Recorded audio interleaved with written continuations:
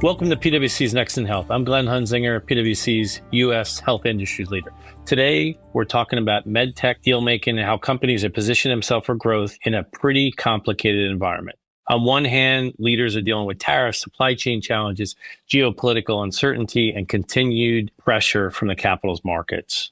On the other hand, deal activity remains active and companies continue to make significant investments in innovation, new technologies, and higher growth markets and adjacencies. So what's driving that confidence? What are companies doing to place their bets? How are they thinking about things more broadly, both from a strategic buyer perspective and private equity, and what leads to the next phase of growth for this sector? Joining me today is James Woods, PwC's U.S. Medtech leader. James, welcome back.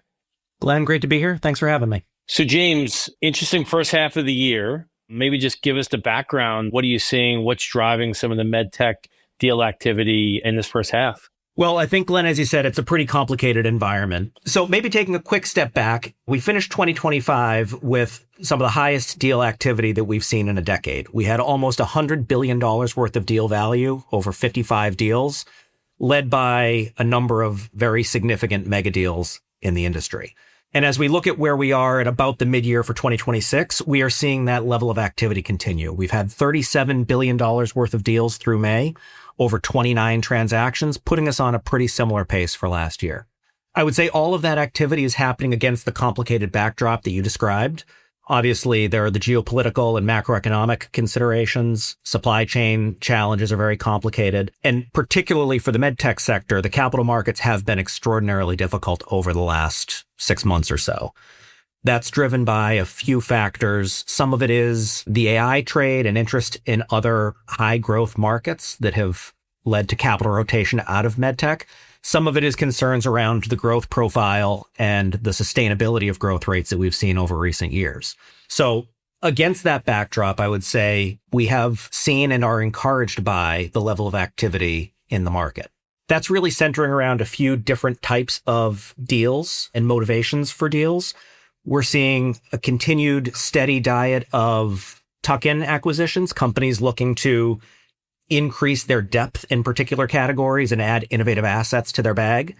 We're seeing increased focus around adjacencies and companies looking to expand their portfolios into new businesses to drive durable growth rates. And we are seeing increased plays amongst companies into new types of business models around ecosystem enablement and connected care.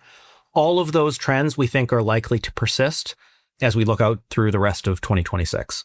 Yeah, I think you raised a good point around just where the medtech capital markets is and sort of how it's trading as a discount to the overall market. Obviously, some of those factors is top line growth. And that's obviously a big thing for the industry is the portfolio optimization, the pruning, and the reinvesting around areas of growth for the medtech market. So, with that as backdrop, James, I know you spend a lot of time from the value creation lens and helping people look at that deployment of capital to create value. Could you talk a little bit about where are people investing, what types of assets, and what adjacencies? Sure. I agree with your point there. Certainly the focus on portfolio management has never been higher. Companies are taking hard looks at their portfolios and looking for those avenues of durable growth and looking to divest those businesses that may no longer be fit with their portfolio or maybe a drag on their top line growth. We've seen persistently that organic growth really is the driver of valuation and shareholder return in the medtech industry, and companies are orienting their portfolios around that. I would say that trend is also being enabled by the capital market position that we're currently in. The depressed valuations that we're seeing now are creating opportunities for investments into assets that previously may have been unattainable and are drawing interest from private equity and financial sponsors back into the medtech market where they may see opportunity to create value operationally. In terms of where companies are investing their capital in some of those growth opportunities, we see a continued investment into cardiovascular as a sector. There's a tremendous amount of innovation that exists within the structural heart, within intravascular lithotripsy, within electrophysiology, all of which are enabling those growth trajectories that are drawing investor interest. We've seen increasing advancements in the technology around robotics, also enabling that ecosystem business model reinvention that I mentioned before. And we are seeing continued interest in connected care and the opportunity for medtech companies to position themselves at the middle of the care continuum and create linkages between disparate systems, enabling greater efficiency and improved patient outcomes across settings of care. Yeah, I think you raised some good points, which is the investments of previous years versus the future years, this idea of connected care and kind of moving beyond the device. And obviously, you need capital to do that. So maybe, James, as you think about that, why are they doing that? What are they looking to accomplish? How are they looking to create value? Well, I think that opportunity really sits at the center of the broader transformation that we're seeing in the healthcare ecosystem. As we've talked about in the past, there are some real challenges facing the healthcare ecosystem, whether it's the aging population, whether it's the cost of care, whether it's shortage of practitioners. All of those are creating opportunity for the medical device industry to help solve those broader challenges. MedTech is uniquely positioned to capitalize on that opportunity based on the data that they collect or could collect by thinking differently about their position and their proximity relative to patients and across the site of care, as well as their ability to connect disparate systems within the site of care. All of those trends are creating opportunities for medtech companies to unlock new and different profit pools that really can deliver a sustainable benefit both to patients and to the healthcare ecosystem. Yeah, I think you captured it well in the future of medtech on this idea that medtech can really drive the overall change in the market when we think about the $5 trillion to spend in the US and how much of that is really within the health services and the provider and how medtech can really enable those efficiencies to drive costs out of the equation. So certainly connected care in that aspect is so important. And it's great to see the investments continuing to pour into this. This way, you don't need intervention from nurses. Things can happen in sort of a simultaneous, autonomous way. So that's great to see. Just along the lens of portfolio reevaluation and redeploying capital and being able to invest in these connected care future and technology assets.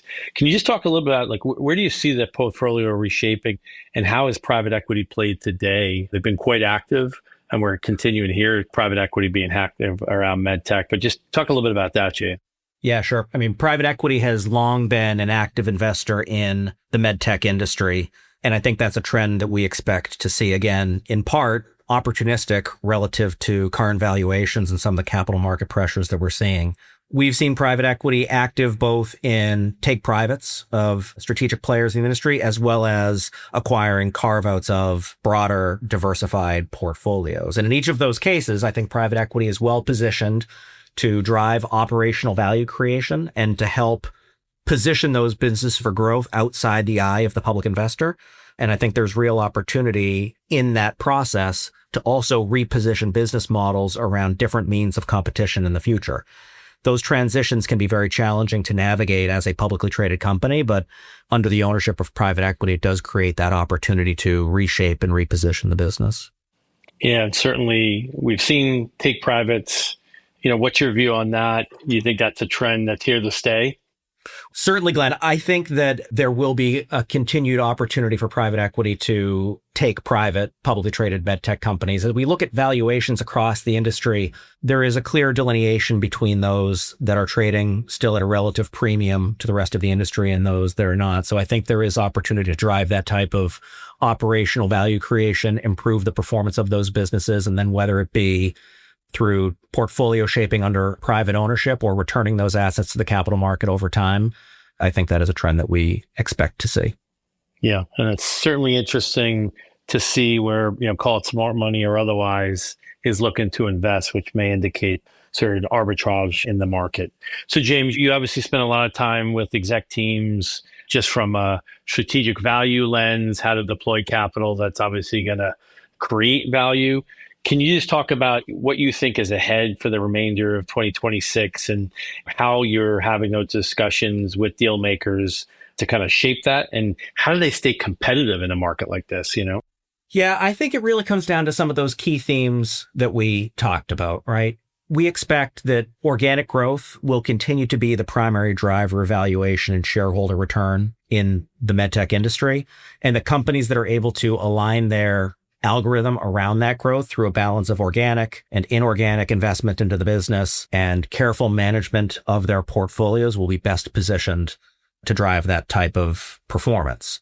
M&A will continue to be a critical part of that algorithm, whether it's on the buy side or the sell side.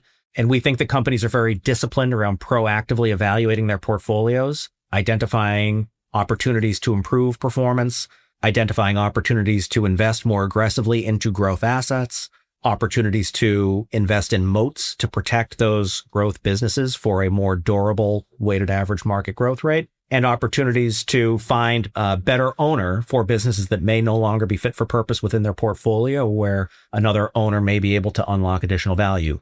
That type of discipline around the portfolio management is going to be critical to driving shareholder return in the future for MedTech. Well, listen, James, I think you set the scene well, which is from a broader shareholder value lens, certainly some challenges in the subsector, but obviously this idea of portfolio and investing and divesting to continue to create value is here. And the speed of change, obviously moving exceptionally fast, because it needs to be, just given where the underlying sort of landscape is. So you really gave our listeners a lot to think about, a lot to what we're seeing in the market, a lot of what you're doing to advise our clients. So thank you for joining us today, James, and for constantly continuing to move this sector forward. Glenn, great to speak as always. Look forward to the next one. To learn more, check out our Medtech Deals Midyear 2026 Outlook report, now available and linked in the show notes. And thank you all for tuning in to PwC's Next in Health. For more on these topics and other insights across health industries, please subscribe to our podcast at pwc.com/US/Next in Health podcast. Until next time, this has been Next in Health.